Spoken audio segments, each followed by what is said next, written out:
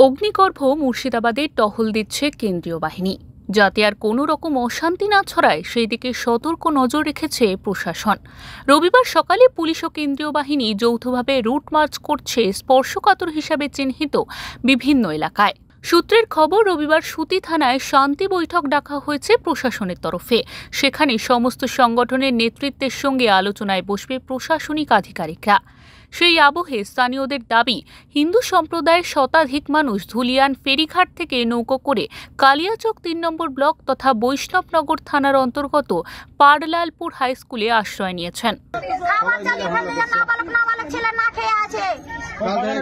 অনেক অত্যাচার,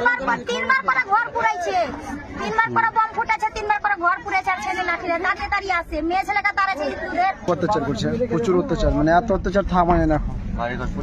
বাড়ি ঘর সব পুড়িয়ে দিচ্ছে, আগুন লেগে দিচ্ছে। যে কেউ একটু করছে আর শক্তিশালী দেখা দিচ্ছে, ওরা মারধর করে কাটে ফেল দিচ্ছে। পুলিশ প্রশাসন আসছে, মাঝে মধ্যে পালিয়ে যাচ্ছে।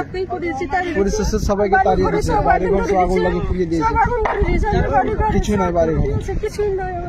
উল্লেখ্য, শনিবার সন্ধ্যায় মুর্শিদাবাদের পরিস্থিতি পর্যালোচনা করতে জেলায় আসেন রাজ্য পুলিশের ডিজি রাজীব কুমার। তিনি জেলা আধিকারিকদের সঙ্গে বৈঠক করেন। অন্যদিকে রাজ্যের বিভিন্ন জেলা থেকে 23 জন পুলিশ কর্তাকে বিশেষ ডিউটিতে মুর্শিদাবাদে পাঠানো হচ্ছে। শামশেরগঞ্জ থানায় রবিবার তাদের রিপোর্ট করতে বলা হয়েছে। এলাকায় শান্তি ফেরাতে বিএসএফ এবং পুলিশ যৌথভাবে কাজ করছে। মুর্শিদাবাদ থেকে তাপস ঘোষের রিপোর্ট, ওঙ্কার বাংলা।